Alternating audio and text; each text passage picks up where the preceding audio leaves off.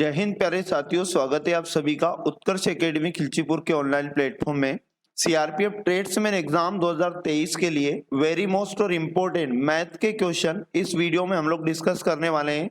प्यारे साथियों, इस प्रकार के वीडियो का आज हमारा 54वां पार्ट है। इससे पहले हमारे 53 पार्ट कंप्लीट हो चुके हैं। यदि आप लोगों ने वो नहीं देखे तो प्लेलिस्ट में जाकर बाकी के पार्ट भी आप देख लें।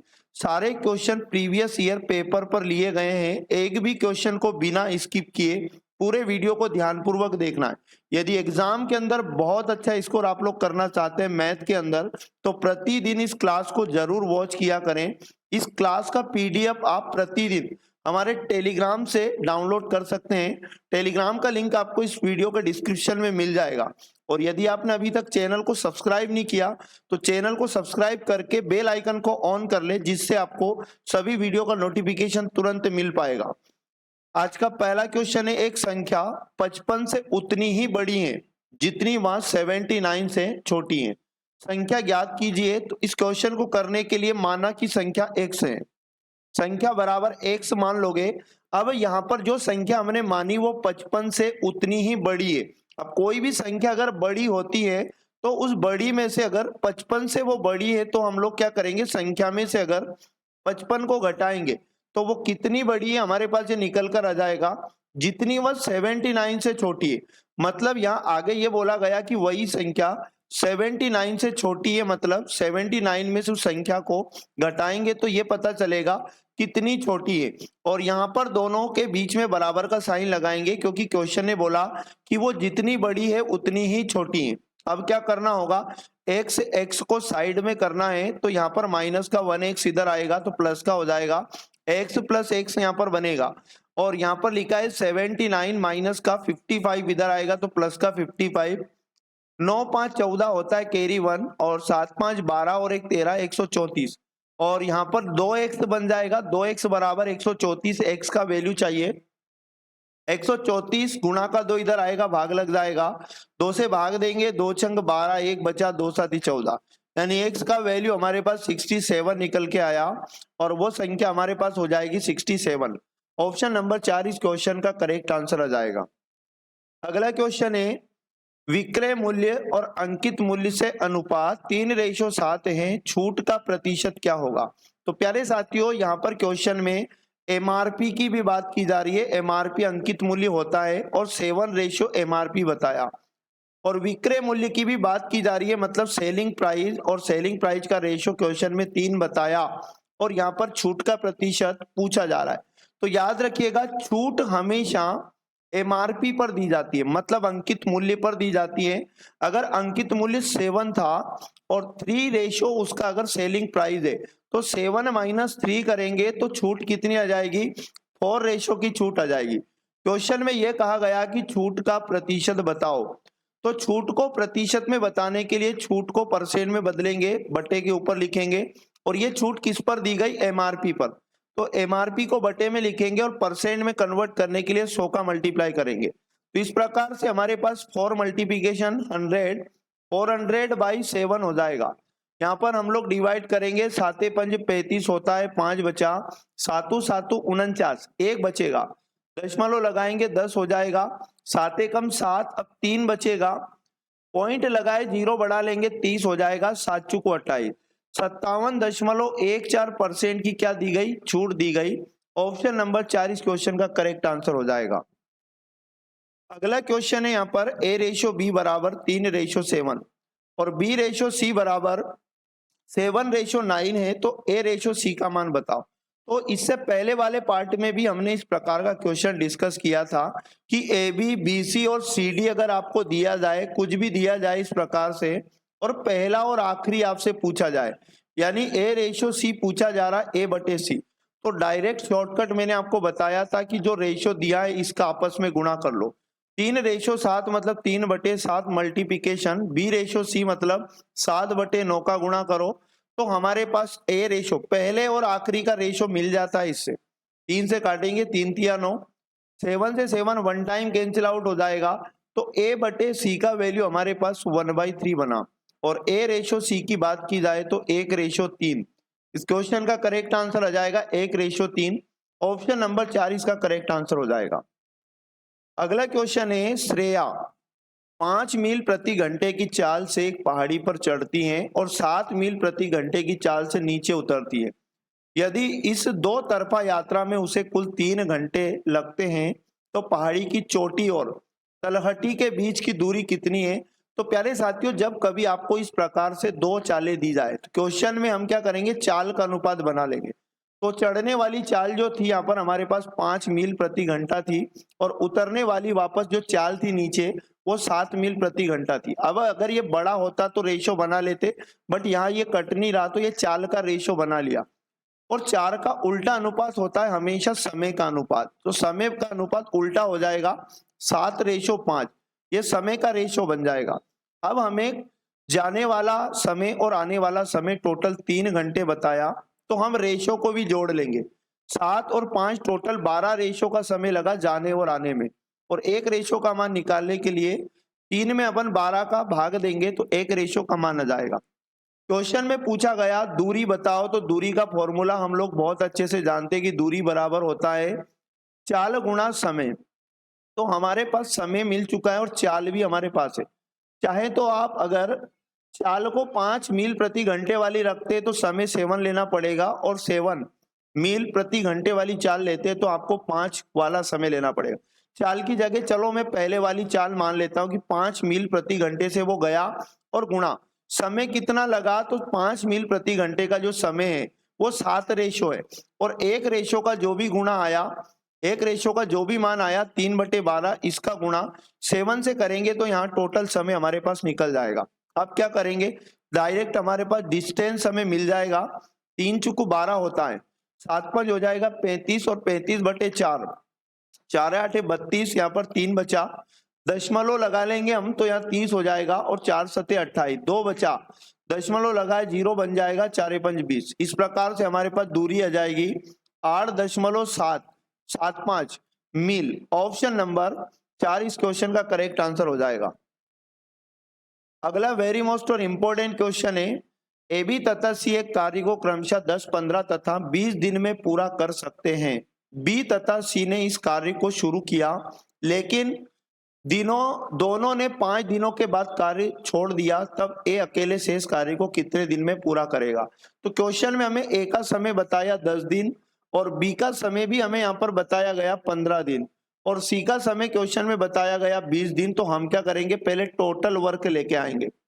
टोटल वर्क यहाँ पर 10, 15 और 20 का लघुत्तम लेंगे तो हमारे पास 60 आ जाएगा। अब क्या करेंगे, इनकी कार्य क्षमता निकाल लो, मतलब कार्य क्षमता कहे या एक एक दिन का काम कहें, 10 का भाग 60 में 6 बार जाएगा, 15 का भाग 60 में 4 बार जाएगा और 20 का भाग 60 में यहाँ पर 20 या 60 3 बार जाएगा। एक एक दिन का काम आ गया हमारे पास 6, 4, 3। क्वेश्चन ने बोला कि बी तथा सी ने कार्य को शुरू किया, तो बी और सी एक दिन में कितना काम करते हैं, तो 4 + 3 दोनों मिलकर एक दिन में 7 काम करते हैं। क्वेश्चन ने बोला इन्होंने 5 दिनों तक तो काम किया, तो 7 × 5 करेंगे तो इनका काम आ जाएगा 5 दिनों का 35 काम इन्होंने कर लिया। क्वेश्चन ने बोला और उसके बाद काम छोड़ दिया बीसी ने, शेष काम जो बचा वो ए अकेला करेगा, तो शेष काम बचा कितना, तो 60 काम में से 35 को घटा लेंगे, 10 में से 5 जाएगा, 5 बचेगा, 5 में से 3 गया, 2 बचा, 25 काम और शेष बचा। इस काम को ए अकेला करेगा, तो ए अकेला को करने में कितना समय लगेगा, 25 में ए की कार्य क्षमता का भाग लगा दो, यानी 25 में हम 6 का भाग लगाएंगे तो 25/6 घंटे का या दिनों का, दिन में दिया तो 25/6 दिनों का टाइम लगेगा। ऑप्शन नंबर 3 इसका करेक्ट आंसर हो जाएगा। अगला क्वेश्चन है हमारे पास, आनंद एक घड़ी को 10% लाभ पर बेचना चाहता था, लेकिन उसने वास्तव में उसे 10% हानि पर 360 में बेच दिया। लाभ कमाने के लिए वह इसे क्रय मूल्य किस मूल्य पर बेचना चाहता था? प्यारे साथियों, सबसे पहले यहाँ पर हम क्या करेंगे, घड़ी का क्रय मूल्य निकालेंगे। तो यहाँ पर क्या करोगे, घड़ी का क्रय मूल्य, दुनिया की हर वस्तु का क्रय मूल्य अपने आप में 100% होता है। क्वेश्चन में यह बोला गया कि बेचना तो 10% लाभ पर चाहता था, लेकिन उसने 10% हानि पर बेचा। अब 100% की वस्तु अगर 10% हानि पर बेचा तो 100% में से 10% माइनस होकर कितना बचेगा, 90% बनेगा। और 90% का मान क्वेश्चन में दिया गया 360। यहां से क्या करेंगे, 1% का मान लाएंगे 360/90।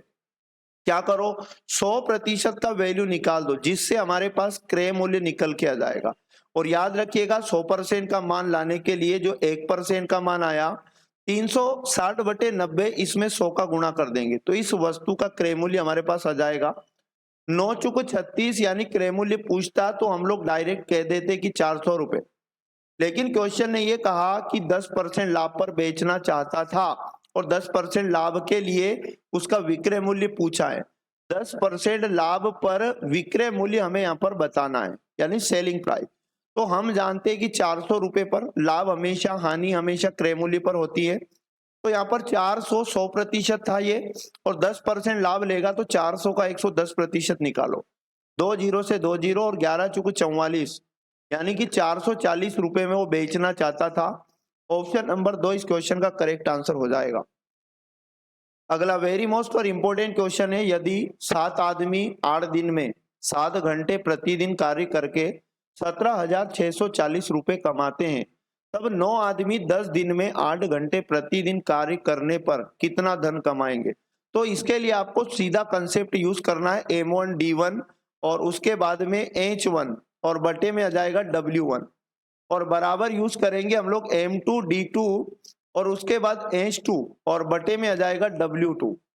M1 की जगह आएगा प्रारंभिक मेन जो 7 हमें दिया गया, गुणा D1 का मान दिनों की संख्या, प्रारंभ में 8 दिन है, गुणा घंटे, H1 का मान 7 होगा घंटों की संख्या, बटे में W1 किसे मानोगे तो जितना पैसा कमाया उसने वही उसका काम है, तो 17,640 यहाँ W1 का मान हो जाएगा। इसी प्रकार आगे M2 का मान, M2 का मान हमें क्वेश्चन में दिया 10 आदमी, तब 9 आदमी M2 का मान दिया है 9 गुणा D2 का मान दिया है 10 दिन और H2 का मान क्वेश्चन में दिया गया 8 घंटे प्रतिदिन काम करके कितने रुपया कमाएंगे, तो यहाँ W2 का मान पूछा गया। सिंपली क्या करो, W2 को इधर लाएंगे तो ये गुणे में जाएगा और ये भाग वाले नंबर 17,640 इधर आएगा तो गुणा में, तो यहाँ बनेगा 9 गुणा 10 गुणा 8, भाग का 17,640 इधर आकर गुणा में चला जाएगा 17,640 और ये जो गुणा वाली वैल्यू है 7 8 7 ये भाग में जाएगा 7 गुणा 8 गुणा 7।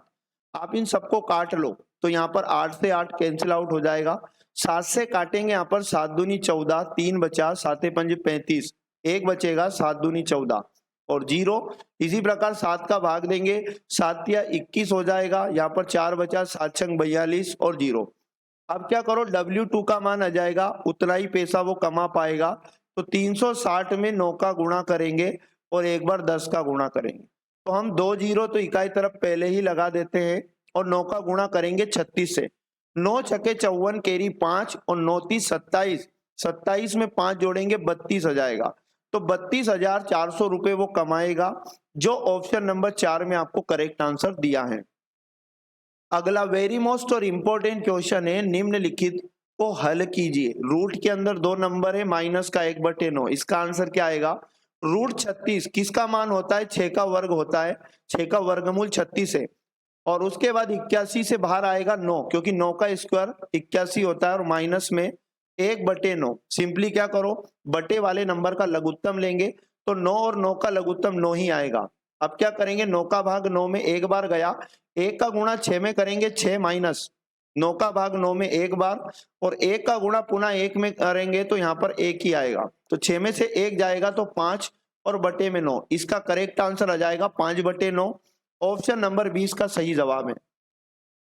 अगला क्वेश्चन है 6 mm व्यास वाले गोले का आयतन के पदों में ज्ञात कीजिए। मतलब आयतन बताना है, आयतन बताना है और आयतन पाई के रूप में, पाई के पदों में बताना है। तो प्यारे साथियों आपको गोले के आयतन का फॉर्मूला आना चाहिए, गोले का आयतन, और गोले का जो आयतन होता है वो होता है 4/3 पाई r क्यूब। आर क्या होगी, तो इसकी त्रिज्या होगी, और हमें जो क्वेश्चन में नहीं दिए, हमें व्यास दिया, तो हम जानते व्यास की आधी त्रिज्या होती है। त्रिज्या मतलब आर का जो मान रहेगा व्यास का आधा हमेशा होता है, तो 6 को आधा कर देंगे 2 का भाग लगाकर, तो इसकी त्रिज्या गोले की 3 आ जाएगी। अब आयतन लेके आ जाएंगे डायरेक्ट, आयतन बराबर 4/3, पाई को तो रखना है क्योंकि ऑप्शन में पाई हमें दिखाई दे रहा है, और गुणा त्रिज्या का क्यूब, आर का क्यूब करेंगे मतलब 3 का क्यूब करेंगे, तो 3 का 3 बार गुणा कर लो, ये क्यूब हो जाएगा, 3 से ये 3 कट जाएगा, 3 गुणा 3 होता है 9, और 9 गुणा 4 36, 36 पाई इसका आयतन आ जाएगा, 36 पाई mm है ना, 36 पाई mm क्यूब इसका आयतन आ जाएगा। ऑप्शन नंबर डी इसका करेक्ट आंसर हो जाएगा। अगला वेरी मोस्ट और इंपॉर्टेंट क्वेश्चन है, इस इक्वेशन को हल करने के बाद प्राप्त संख्या में इकाई का अंक बताओ। तो इसके लिए छोटे मोटे रूल होते हैं जो आपको याद होना चाहिए, फिर भी मैं यहाँ पर पूरी चीज ध्यानपूर्वक समझिएगा, एक्सप्लेन करने की कोशिश करूंगा। 3 आधार है, इसकी पावर 53 है, तो जब आधार 3 होता है और घात कुछ भी होती है तो हम यहाँ पर घात को 4 का भाग देंगे और शेषफल निकाल लेंगे। 4 का भाग 53 में देंगे, 4 एकम 4, 1 बचा 4 3 12, हमें शेषफल लाना है ना कि भागफल, तो यहाँ पर शेषफल 1 बचेगा। तो क्या करो, जो भी आधार है उसकी घात 1 बना दो, शेषफल को माइनस से माइनस लगाओ। यदि आधार का इकाई अंक 0 5 6 0 1 5 6 इनमें से कुछ भी अगर आधार का इकाई अंक होता है ना, तो घात चाहे कुछ भी लगी हो, इकाई अंक हमेशा वही आएगा, मतलब यहां से इकाई अंक 6 आएगा। अब सिंपली यहाँ पर 27 है, इकाई अंक 7 होने के केस में 4 का भाग लगाएंगे घात को यहाँ भी, और यहाँ पर 4 का भाग लगाने पर शेषफल बचेगा 0। तो इसका मतलब आधार के इकाई अंक की घात 0 ना बनाएंगे हम लोग, ये गलत है। तो जब 0 शेषफल बचे तो आधार का इकाई अंक हम लोग आधार के इकाई अंक की घात हमेशा 4 बनाएंगे, मतलब यहाँ पर 7 का 4 बार गुणा करेंगे और इसका इकाई अंक निकाल लेंगे 27 की पावर 56 का। तो 7 गुणा 7 गुणा 7 गुणा 7, 7 7 49, 49 में इकाई अंक 9 आया, 9 का गुणा 7 से करेंगे, 9 7 63, इकाई अंक 3 आया, 3 गुणा 7 21 होता है, 21 में इकाई अंक 1 आएगा। तो यहाँ प्लस के बाद में इकाई अंक कितना आया हमारे पास, 1 आया। सिंपली से सोल्व करो, तो प्लस प्लस को जोड़ लो, तो प्लस प्लस 1 और प्लस 3 हो जाएगा 4, 4 में से 6 घटाएंगे तो 4 में से 6 नहीं जाता है, तो 4 को हमेशा 14 मानोगे यहाँ पर, क्योंकि यहाँ पर जो बड़ी वैल्यू बनेगी इस प्रश्न में वो धनात्मक बनेगी। 4 को 14 मानेंगे और 14 में से 6 जाएगा तो 8 बचेगा। ऑप्शन नंबर सी इस क्वेश्चन का करेक्ट आंसर आ जाएगा। तो प्यारे साथियों, ये थे वेरी मोस्ट और इम्पोर्टेंट क्वेश्चन प्रतिदिन की भांति, जो आपकी एग्जाम में आपके स्कोर को बेहतर बनाएंगे। यदि आपका गणित कमजोर है तो आप प्रतिदिन इस क्लास के साथ जुड़ जाए। मैथ की जो भी क्लास आती है प्रतिदिन उसका प्रैक्टिस किया करें, और उसके बाद पीडीएफ को रोज डाउनलोड करके बाद में भी उसका पीडीएफ का प्रैक्टिस किया करें। तो प्यारे साथियों, पढ़ते रहिएगा सभी लोग, चैनल को सब्सक्राइब कर लें जिससे आपको सभी वीडियो का नोटिफिकेशन तुरंत मिल पाएगा। मिलेंगे पुनः नेक्स्ट पार्ट में। जय हिंद, जय भारत, भारत माता की जय।